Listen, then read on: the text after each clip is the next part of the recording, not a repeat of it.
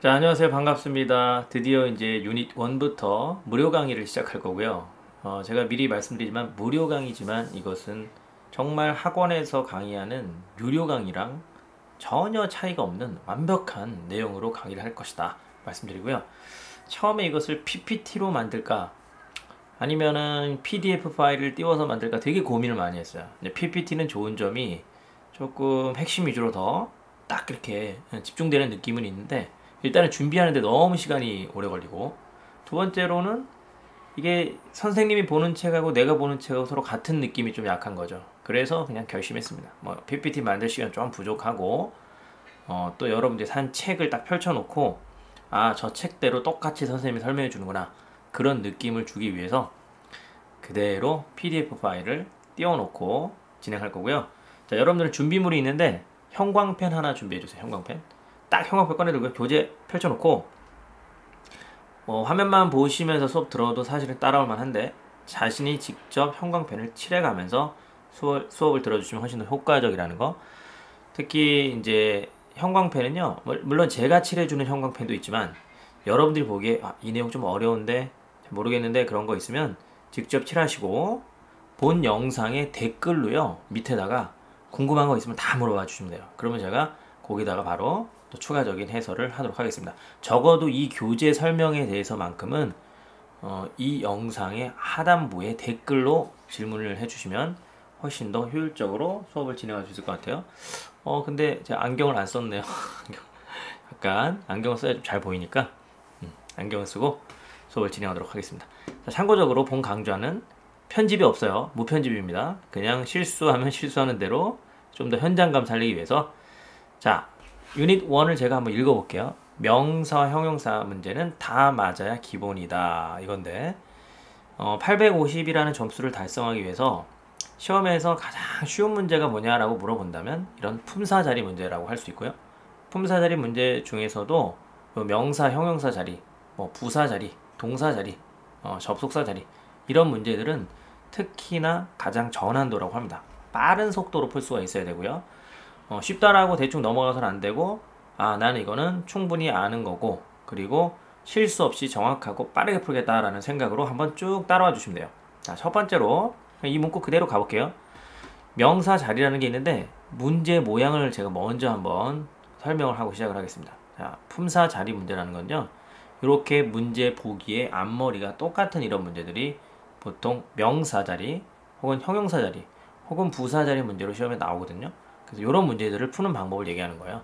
그러면 명사가 답이 될 때 명사는 어디에 올 것인가? 가장 기본적으로 명사는 관사나 소유격 뒤에 밑줄이 있으면 답이 될 수 있는데, 물론 그 사이에 형용사가 끼어 있을 수는 있습니다. 그거를 바로치고 빼내주시면 관사나 소유격 뒤에 명사가 온다, 그런 원리고요. 자, 이제 형광펜을 꺼내서 저랑 같이 칠해보는 거예요. 일단은 형광펜 꺼내서 여기 어에다 한번 칠해보세요. 이런 걸 우리는 관사라고 하죠. 근데 파서블이라는 단어는 이렇게 취소선을 그어버리면 됩니다. 혹은 괄호치고 빼내도 돼요. 저런 거는 이제 수식어가 됩니다. 형용사죠. 그래서 이어서 명사가 답이 되는 이런 문제인 건데, 물론 명사가 답이 되는지 좀 더 확실하게 확인해 주려면 뒤쪽에 이렇게 전명구라고 합니다. 전치사와 명사의 덩어리에 수식을 받는지도 확인해 주시면 좋아요. 결론은 관사나 소유격 뒤에는 형용사 건너뛰고 명사 자리다, 그렇게 기억을 해주시면 되는 거죠. 가장 쉬운 문제라고 할 수 있어요. 자, 그런데 조금 더 응용되는 패턴은 관사나 소유격이 없는 경우가 시험에 나옵니다. 어떨 때 없는지를 한번 생각을 해볼까요? 첫 번째로요, 이런 거 contributors, 이런 거를 우리는 형광펜 한번 칠해보세요. 복수 명사라고 합니다. 복수 명사. 그 다음에 equipment, 이런 것들을 우리는 불가산 명사라고 하죠. 불가산 명사. 또 여기 나와 있는 confirmation이라던가 혹은 confidence, 이런 게 다 불가산 명사로 사용되기 때문에 이렇게 관사나 소유격이 없는 그런 형태를 갖게 돼요. 그럼 이런 문제는 어떻게 풀 것인가? 일단은 관사나 소유격이 없으면은 이제 문장의 구조를 좀 볼 줄 알아야 되거든요. 문장의 구조를 보는 거는 기본이 동사부터 봐주는 거예요. 동사를 찾아서 동사 앞에는 주어고 동사 뒤에는 목적어구나. 또 전치사 뒤에도 목적어라는 게 필요하구나. 전치사의 목적어라고도 부릅니다. 그런 게 곧 명사인 거죠. 그런 문장의 구조를 파악하면 보이게 됩니다. 자, 첫 번째 요 문장의 동사는 will receive 부분이죠. 그 앞에 to the magazine은 이렇게 뭐 취소선을 그어도 되고요. 괄호치고 빼내주셔도 됩니다. 그래서 결론적으로 동사 앞에는 주어 자리가 되는데 주어의 역할을 하는 게 명사다. 그렇게 기억을 해주시면 명사 자리를 알 수 있고요. 자, 그 다음에 이런 all 같은 경우에는 관사나 소유격은 아니지만 한정사라고 해서 어차피 저런 단어 다음에 명사가 나오긴 하는데요.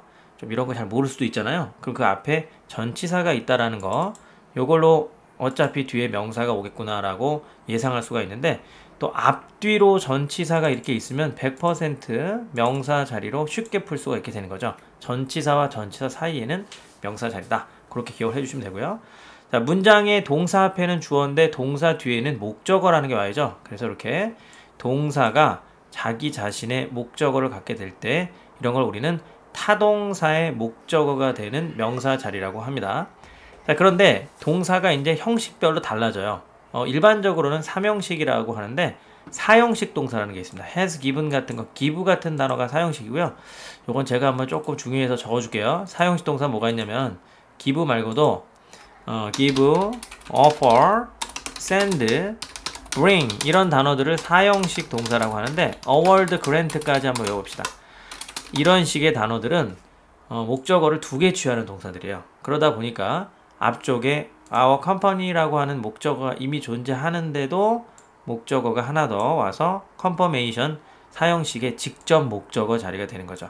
이런 게 조금 이제 특이한 패턴이기 때문에 이런 거는 여러분들이 조금 밑줄을 형광펜 말고 이거 좀 중요하다. 다른 밑줄 하나를 더 그어볼게요. 이런 식으로. 자, 그 다음에 이제 우리 타동사의 목적어라는 것도 명사가 될 수 있지만 조금 어려운 설명으로 넘어갑니다. 보어라는 것도 명사가 올 때가 있어요. 자, 나는 소년이다 라는 말을 영어에서는 I am a boy 이렇게 얘기하잖아요. 그때 a boy는 목적어라고 하지 않습니다. 내가 한 소년을 사랑해 그러면 I love a boy 그러면 그거는 목적어인데 I am a boy 할 때는 내가 곧 소년, 소년이 나 서로 같은 관계가 되면서 동격의 관계라고 하죠. 지금 이 문장 해석해보면 What the candidates need 그럼 거기까지가 지원자들이 필요로 하는 것이라는 명사절이라고 하고요. 지원자들이 필요로 하는 것이 곧 자신감이고 자신감이 곧 필요로 하는 것 서로 같은 동격의 관계라는 게 돼서 이럴 경우에는 명사가 비동사 뒤에도 이렇게 올 수가 있게 돼요. 이런 거는 좀 조심해야 됩니다. 고득점자용이고요. 이 자리 비동사 다음에 형용사 자리로 착각들을 많이 하는 내용이에요. 자, 그 다음에 요거는 동격이라는 게 이제 Dr. Looney 한 다음에 바로 사람을 갖다가 그 사람의 직책이라던가 신분 같은 걸 나타내는 말을 관사 없이 쓸 수가 있거든요. 그래서 a recipient라고 관사 어라든가 뭐 더라든가 이런 거를 생략해서 바로 사람 뒤에 갖다 쓸 경우에 이 자리도 명사 자리가 되니까 이런 거 정도는 이제 최고 난도라고 볼 수 있지 않을까요? 그죠? 이렇게 빨간 펜으로 제가 밑줄을 그어봤습니다. 마지막으로 이제 마음이 급하면 이런 문장 마지막 문장 봤을 때 문장이 올 게 다 왔다라는 생각에 이어서 부사를 써서 많이 틀리는데 영어에서는 명사 2개가 같이 와서 복합명사를 이룰 때가 있어요. 패션 인더스트리 그러면 이거는 패션 업계라고 해서 덩어리로 명사 취급하는 거죠. 이 자리를 부사로 착각하기 쉬우니까 조심할 필요가 있다. 그 정도로 기억을 해주시면 되겠고 착각하지 않는 방법은 어쩔 수 없이 답을 고른 후에 이 부분에 대한 간략한 해석은 좀 해줄 필요가 있어요. 그러면 업계, 패션 업계에서 중요하다라는 해석이 자연스럽게 연결되면서 정답을 고를 만한 거죠. 여기까지를 우리는 명사 자리라고 부르게 됩니다. 꼭 기억을 해주세요. 요약해보면 앞자만 따서 관소전타라고 간단히 기억을 할 수는 있다. 관소전타 뒤에는 명사 자리다. 이렇게 되는 거죠. 자, 근데 이제 조금 더 어려운 거를 지금부터 얘기를 해볼게요. 보통 우리는 뭐 션으로 끝나거나 무슨 뭐 er이 붙거나 뭐 month, ment 이런 단어가 붙으면 명사겠구나라고 얼추 모양을 보고 품사를 추측을 하게 되는데 그렇게 안 돌아가는 애들이 있어요. 예를 들면 뭐 tive가 붙으면 이게 형용사의 느낌 같은데 그죠? 이게 명사로서 시험에 훨씬 더 많이 나오는 단어들이 있어요. adhesive 이러면 접착제, alternative 이러면 대안, representative 이러면 직원 이런 뜻이죠. 그 다음 objective 그럼 목표 이런 단어들을 좀 조심할 필요가 있다라는 뜻입니다.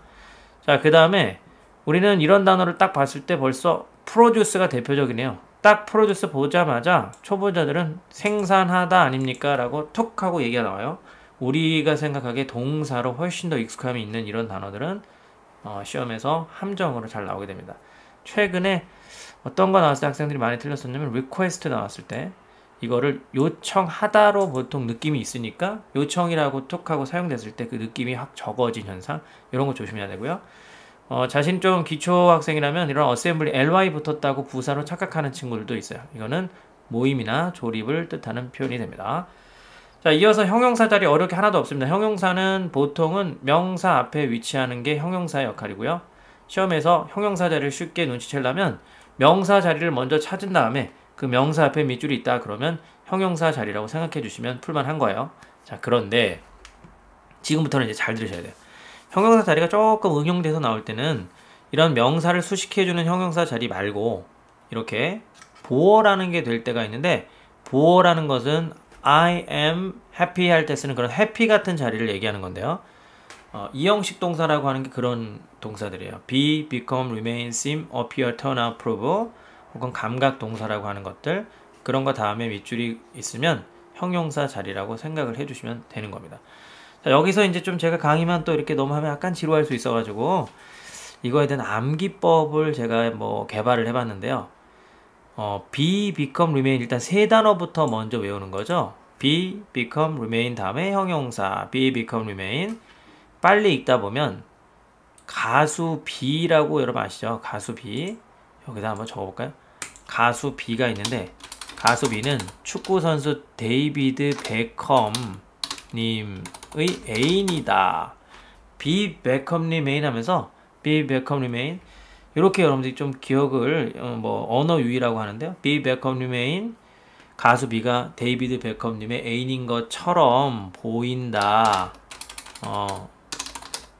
이렇게 것처럼 보인다. 이렇게 연상을 좀 해주시면 얼추 느낌이 좀 있어요. be, become, remain 가수 B는 축구선수 데이비드 베컴님의 애인인 것처럼 보인다. 이렇게 be, become, remain 그래서 seem, appear까지 보인다가 되는데 나중에 봤더니 그게 그냥 뭐 에피소드 실제적으로는 아니었던 거고요. 그렇게 잘못 착각이 일어난 뭐 축구 경기를 하고 나서 친선 경기를 하고 나서 서로 나오는데 뭐 어깨를 토닥토닥 서로 하는 그런 장면이 마치 연인들이 막 이렇게 하는 그런 느낌 주면서 그런 어떤 에피소드가 있었지만 사실은 그런 게 아닌 것으로 판명이 되었다. 사실은 그렇지 않은 것으로 판명되다. 이렇게 기억을 해주시면 turn out, prove라는 것은 판명되다라는 뜻이 되니까 이렇게 이형식 동사로 한꺼번에 기억을 해줄 수 있고요. 이런 이형식 동사 다음에는 형용사가 온다고 기억을 해주시면 좋겠습니다. 자, 그 다음에 오형식 동사라는 게 있는데요. 오형식 동사는 목적어만 가지고는 문장이 완전하지 않아서 추가적으로 목적어를 보충해주는 성분이 들어오는 경우에요. 히터가 너의 방을 만들어 줄 건데 따뜻하게 해줄 것이다. 이 자리에 언뜻 보면 그래 주어도 있고 동사도 있고 목적어도 있고 올 게 다 와 있어 보인다고 해서 부사를 답을 하면 틀려요. 이거는 왜 이제 그러냐면 원리를 설명해 보자면 뭐 우리 휴대폰을 좀 조용하게 만들어 보자라는 그런 표현으로 please 어디 영화관 갔어요. keep your phone 당신의 전화를 조용한 상태로 만들어 주십시오. 그랬을 때 silent 쓸래, silently 쓸래 이렇게 나왔다고 한번 해보세요. silent 철자 틀렸네. silent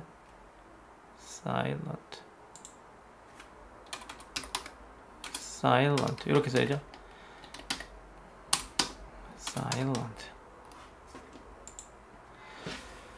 그랬을 때 여기서 언뜻 보면 그래 앞에 문장이 올 게 다 왔으니까 이어서 이제 뭐 부사 자리가 와야지 부사 자리가 되겠지 해서 silently를 쓰면 틀리게 돼요.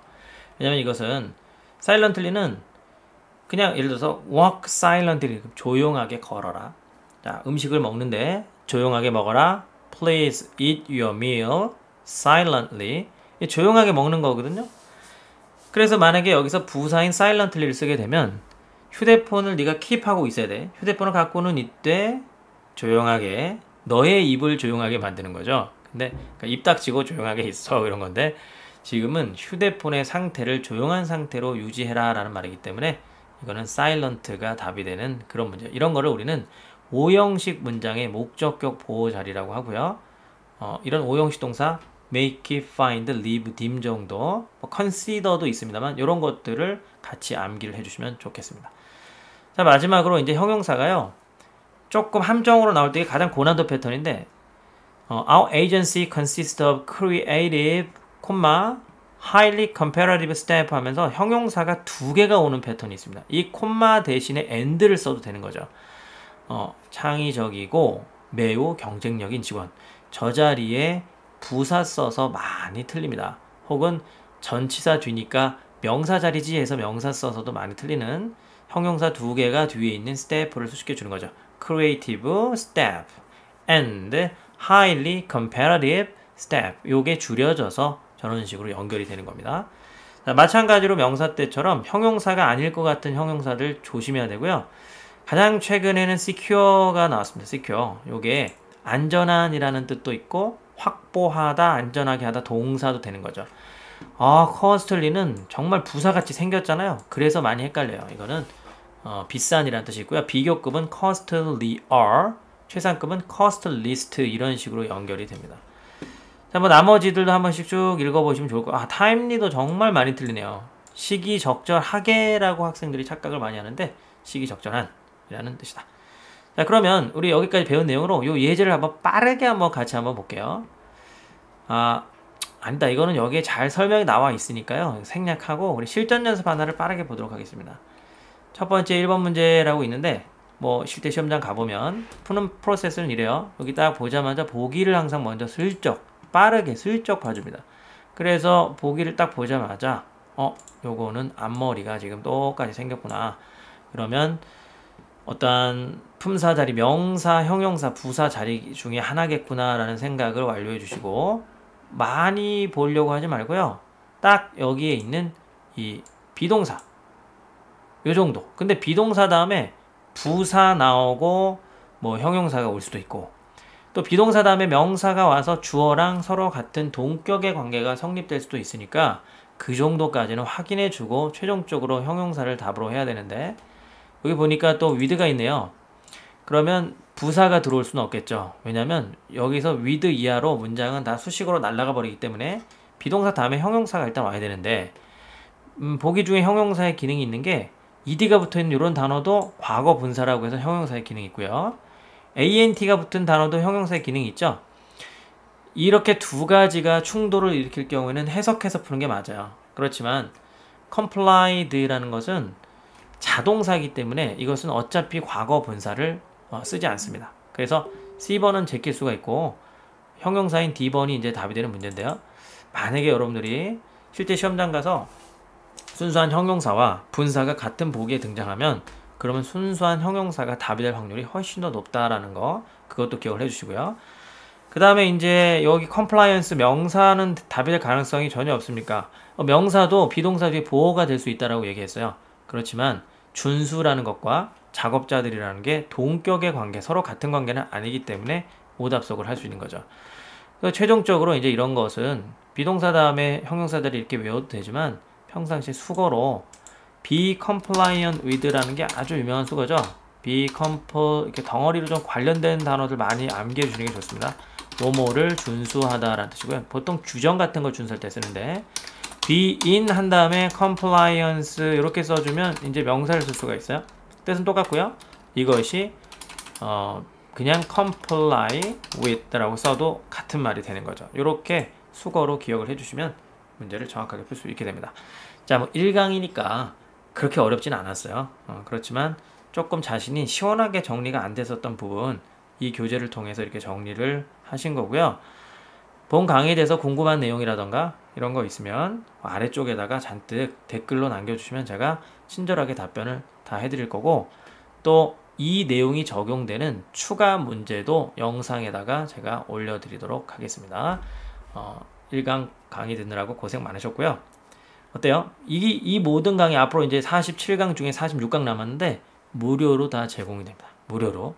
그러면 끝까지 47강 완성할 때까지 따라오시고 47강 파트 5까지예요. 그 다음에 이제 파트 6, 7, LC 이런 부분은 스스로 책 가지고 공부하시면 되겠습니다. 자, 그럼 우리 다음 강좌에서 만나보도록 할게요. 안녕.